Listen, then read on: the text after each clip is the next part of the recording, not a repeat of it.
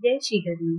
स्वागत है आप सभी का मेरे चैनल श्री हरि शरण में। आज बात करते हैं महाभारत की एक ऐसी पात्र की जिसकी कहानी जब भी महाभारत की बात होती है तो वो अक्सर इग्नोर हो जाती है। हम सब उसके बारे में ज्यादा चर्चा भी नहीं करते हैं। एक या दो वाक्यों में उसका जीवन समेट दिया जाता है, जबकि उसका त्याग, उसका बलिदान पूरे महाभारत में पांडवों की विजय का आधार है। ये बात हम में से बहुत कम लोग जानते होंगे कि पांचों पांडवों में जबकि युधिष्ठिर सबसे बड़े थे, लेकिन फिर भी पांडवों में विवाह सबसे पहले भीम का हुआ था। भीम का विवाह हुआ था हिडिंबा से।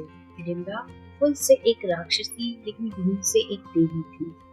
तो आज की कहानी हिडिंबा के ही बारे में है। कहते हैं कि लाक्षागृह से बच के निकलने के बाद पांडव एक वन में जाकर अज्ञात रूप से छुप के रहने लग गए। ये जंगल जो था वो हिडिंब और हिडिंबा नाम के एक राक्षस भाई बहन का घर था। जब माता कुंती और पांचों पांडव इस जंगल में रह रहे थे, तब वहाँ पे हिडिंब को एक बार रात के समय मानव गंध महसूस हुई। तो उसने अपनी बहन हिडिंबा को बोला कि हिडिंबा, मुझे कहीं से मनुष्य शरीर की गंध आ रही है, तुम जाओ और उन मनुष्यों को मार के लेके आओ। ये हमारे लिए आज बड़ा उत्सव का दिन होगा। जब हिडिंबा उस गंध का पीछा करते हुए पांडवों के पास पहुंची तो वहां पे क्या देखती है कि एक देवी जैसी स्त्री और 4 दिव्य पुरुष सो रहे हैं और एक 5वां पुरुष जो कि सन्यासी जैसे कपड़े पहने हुए है लेकिन एक बहुत बलशाली योद्धा वाला तेज लिए हुए है, वो बैठकर वहां पहरा दे रहा है। जब हिडिंबा ने बलशाली भीम को और उनके इस रूप को देखा तो हिडिंबा के मन में उनके लिए प्रेम उत्पन्न हुआ। उसके बाद हिडिंबा ने अपना राक्षसी स्वरूप को त्यागा, एक सुंदर सी स्त्री का रूप लिया और भीम के पास जाकर उनके सामने विवाह का प्रस्ताव रखा। भीम ने हिडिंबा को बताया कि मेरे ऊपर मेरी माँ और बाकी अन्य 4 भाइयों की रक्षा का दायित्व है, इसलिए मैं तुम्हारे साथ शादी नहीं कर सकता हूँ।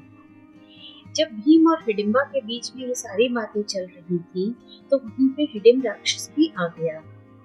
हिडिंब ने जब हिडिंबा की और भीम की बातें सुनी तो उसे बड़ा गुस्सा आया। वो अपनी बहन को बोला कि क्या राक्षसों के कुल में लड़कों की कमी पड़ गई थी कि तुम्हें एक मानव से प्रेम करने की जरूरत महसूस हुई? ऐसा बोल के उसने भीम के ऊपर आक्रमण कर दिया। भीम और हिडिंब के बीच में बहुत भयानक वाला युद्ध शुरू हो गया। कहते हैं कि इस युद्ध में धरती कांप उठी और हिडिंब इतना शक्तिशाली और मायावी राक्षस था कि भीम के लिए उसे हराना आसान नहीं था। इस युद्ध में हिडिंबा ने परोक्ष रूप से हिडिंब की माया पे विजय पाने में भीम की मदद भी करी और इस तरीके से हिडिंबा की मदद से भीम ने हिडिंब को मार दिया। चाहे कुछ भी सही था तो हिडिंब हिडिंबा का भाई ही। हिडिंब की मृत्यु के बाद हिडिंबा का हृदय जो है वो दुख से भर गया और वो रोने लग गई। जब माता कुंती ने हिडिंबा की यह स्थिति देखी तो उन्हें हिडिंबा के ऊपर दया आ गई। माता कुंती ने भीम और हिडिंबा के विवाह को अपनी मंजूरी दी थी, लेकिन एक शर्त के साथ। क्योंकि माता कुंती जानती थी कि कौरवों और पांडवों का युद्ध जो है वो अटल है, वो होना ही है और वो नहीं चाहती थी कि भीम एक समय से पहले पारिवारिक जिम्मेदारियों में बंध जाए। तो माता कुंती ने उनके विवाह के लिए हिडिंबा के समक्ष एक शर्त रखी कि भीम और हिडिंबा सिर्फ तब तक साथ रहेंगे जब तक उनकी एक संतान नहीं हो जाती। हिडिंबा ने माता की ये शर्त मान ली और भीम से उनकी शादी हो गई। इसके बाद भीम और हिडिंबा वहां से चले गए और माता कुंती अपने बचे हुए 4 पुत्रों के साथ आगे बढ़ गईं। कुछ समय के बाद हिडिंबा का एक पुत्र हुआ। जन्म के समय उस पुत्र का जो सिर था वो घड़े के समान था। हिडिंबा और भीम ने उस पुत्र का नाम घटोत्कच रखा। हिडिंबा पांडु कुल की सबसे बड़ी बहू थी और घटोत्कच पांडवों के पुत्रों में सबसे बड़ा था। क्योंकि घटोत्कच की माता एक राक्षसी थी और पिता एक बलशाली मानव थे, तो घटोत्कच को राक्षसी शक्तियां और भीम की बलशाली शक्तियां जन्म से ही मिली हुई थी। घटोत्कच के बारे में ऐसा कहा जाता है कि जैसे ही उसका जन्म हुआ उसका शरीर अचानक से बहुत बड़ा भी हो गया और उसके अंदर जो राक्षसों की मायावी शक्तियां थी और भीम की बलशाली शक्तियां थी वो एक साथ समाहित थी, तो वो एक बहुत अजेय योद्धा था। खैर घटोत्कच के जन्म के पश्चात जैसे कि माता कुंती की आज्ञा थी, भीम ने भारी मन से अपनी पत्नी और पुत्र को छोड़कर उनसे विदा ली। इसके बाद घटोत्कच के लालन पालन का पूरा जिम्मा हिडिंबा पे अकेले आ गया और हिडिंबा ने एक सशक्त मां बनकर अपनी जिम्मेदारी को पूरा किया। न केवल उन्होंने घटोत्कच को अस्त्र शस्त्र और हर तरीके की युद्ध कला सिखाई, बल्कि उसके साथ साथ ही उत्कच को ज्ञान भी बहुत दिया, सही और गलत की समझ भी बहुत ही, नैतिकता और मानवता के गुण भी उसके अंदर भरे। और जानते हैं, हिडिंबा ने न केवल एक पत्नी बन के बलिदान दिया, बल्कि एक माँ बन के भी बहुत बड़ा बलिदान दिया।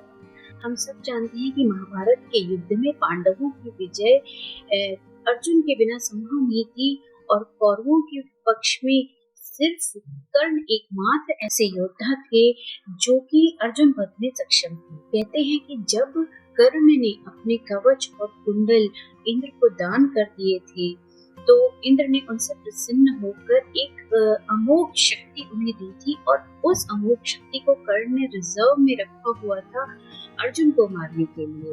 लेकिन जब महाभारत का युद्ध शुरू हुआ तो कहते हैं कि घटोत्कच का बल, घटोत्कच का पराक्रम इतनी ज्यादा तबाही मचाई उसने कौरवों की सेना में कि कर्ण को मजबूर होकर वो शक्ति जो उसने अर्जुन के लिए रिजर्व में रखी हुई थी घटोत्कच के ऊपर इस्तेमाल करनी पड़ी। उस शक्ति के प्रभाव से घटोत्कच की मृत्यु हुई की वजह से अर्जुन का जीवन सुनिश्चित हुआ। अर्जुन के जीवन सुनिश्चित होने से न केवल महाभारत में पांडवों की विजय सुनिश्चित हुई, बल्कि धर्म और सत्य की विजय की पताका भी घटोत्कच की मृत्यु के आधारशिला पे ही बनी। तो आप देखिए हिडिंबा का जीवन कितने संघर्षों से भरा रहा। जब उसने प्रेम किया तो उसे भाई को खोना पड़ा। जब उसकी शादी हुई तो वो भी एक कितनी विचित्र शर्त के साथ हुई। और शादी से जब उसे संतान की प्राप्ति हुई तो उसे पति से अलग होना पड़ा। उस संतान को जब उसने अकेले बड़ा किया तो अपनी संतान को भी उसे अपने पति की विजय के लिए, पति के कुल के लिए कुर्बान करना पड़ा। राक्षस कुल में जन्म लेने के बाद भी हिडिंबा ने अपने जीवन में जो फैसले लिए, जो उसके गुण थे, जो उसके त्याग था, जो उसके बलिदान था, उससे उसने स्वयं को देवी की श्रेणी में स्थापित कर लिया। हम में से बहुत से लोग ये जानते हैं कि हिमाचल के मनाली में आज भी हिडिंबा का एक मंदिर है जिसमें उनकी देवी के रूप में पूजा की जाती है और वहाँ के लोकल कल्चर में उनको एक बहुत शक्तिशाली और बहुत ही पवित्र वाली देवी के रूप में उनकी पूजा की जाती है। हिडिंबा की कहानी हम सबको ये सिखाती है कि हमारा जन्म किस कुल में हुआ इससे हमारे व्यक्तित्व पे इतना फर्क नहीं पड़ता है, बल्कि हमारे अपने गुण, हमारी अपनी चॉइसेस, हमारे अपने डिसीजंस जो है वो हमारे जीवन की रूपरेखा बनाते हैं। अगर कहानी अच्छी लगी हो तो वीडियो को लाइक और शेयर जरूर करें और ऐसी ही छोटी छोटी कहानियों के लिए बने रहिए श्रीहरि शर्मा की इस यात्रा पर मेरे साथ। Till then, take care and stay happy.